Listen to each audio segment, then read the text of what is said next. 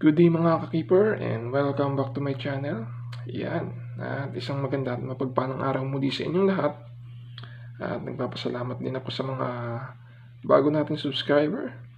Ngayon din syempre sa mga matatagal ko ng subscriber dyan. Maraming salamat po. At habang dumarami ang ating subscriber, at mas lalo naman akong ginaganahan nagmuha ng ating video patungkol sa mga barya na ating kinokolekta, and hopefully na makapagbigay ang video natin ito ng tamang impormasyon at totoong kaalaman. Asahan nyo na tutulungan ko kayo na mas padawigin pa ang inyong nalalaman. At hindi ko na nga ito patatagalin, at kung bago ka sa aking channel, please like and share ang video natin ito sa inyong mga kilala, mga kaibigan at kapamilya. At huwag nyo na rin kalimutang mag-subscribe at i-hit ang notification bell para updated ka sa mga susunod kong videos. So, tara!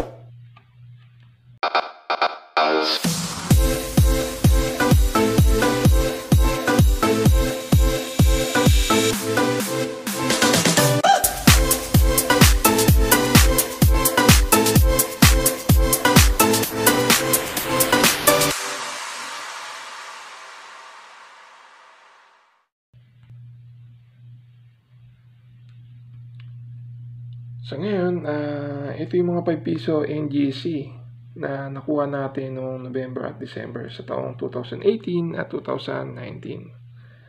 So ano ba ang meron sa baryang ito na dapat ninyong malaman? So ito yung pag-uusapan natin ngayon. Sa 5 piso New Generation Currency sa around 2018, base sa datos ng numista, mayroong dalawang barya ito. Ito yung common coin na may 67%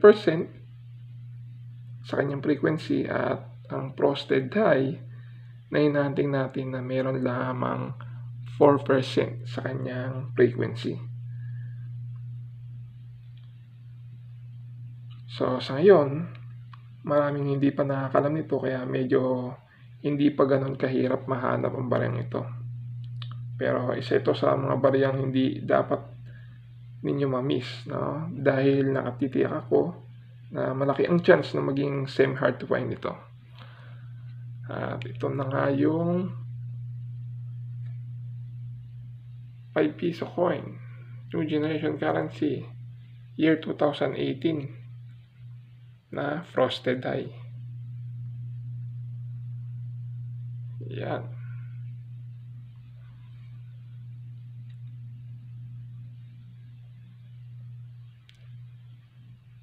So solid ang mga pagka-frosted nito mga keeper.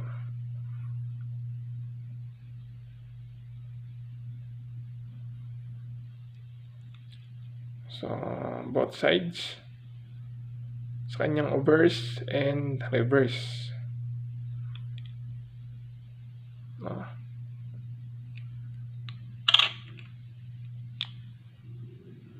Yan.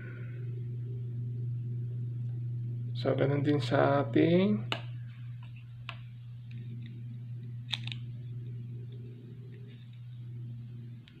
year 2019 na meron lang 2% sa kanyang frequency. Yan.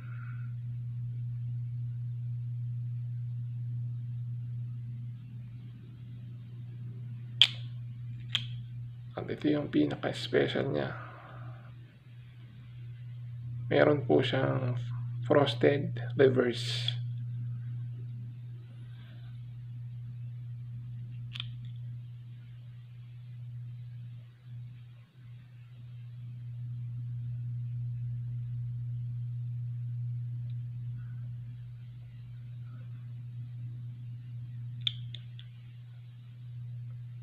So 2019.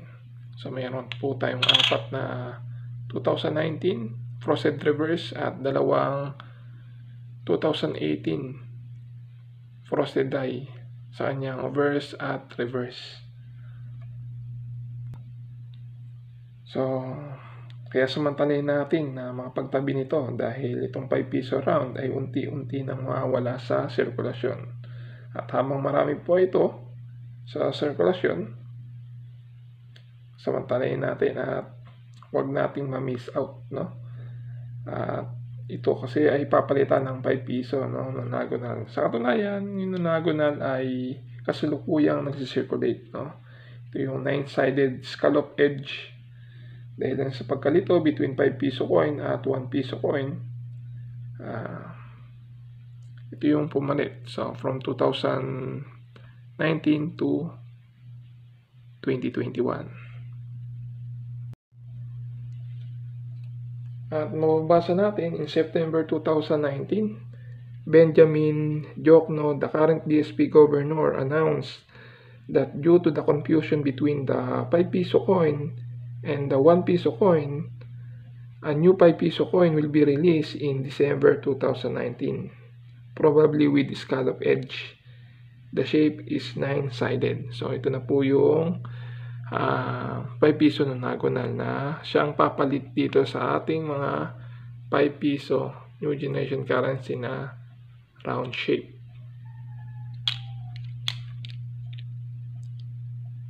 Kaya naman hindi nakakapagtaka na ito ay unti-unti nang mawala sa sirkulasyon.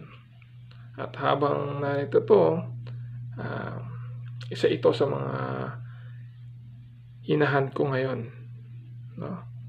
Ang mga frosted die ng 2018 at frosted reverse ng 2019. And another kaalaman, para maging malinaw sa lahat, hindi dami ng barya ang percentage ng nasa numista. Ito po ay frequency o dami ng miyembro na nag-submit ng ganitong uri ng barya. Hindi ito mintage.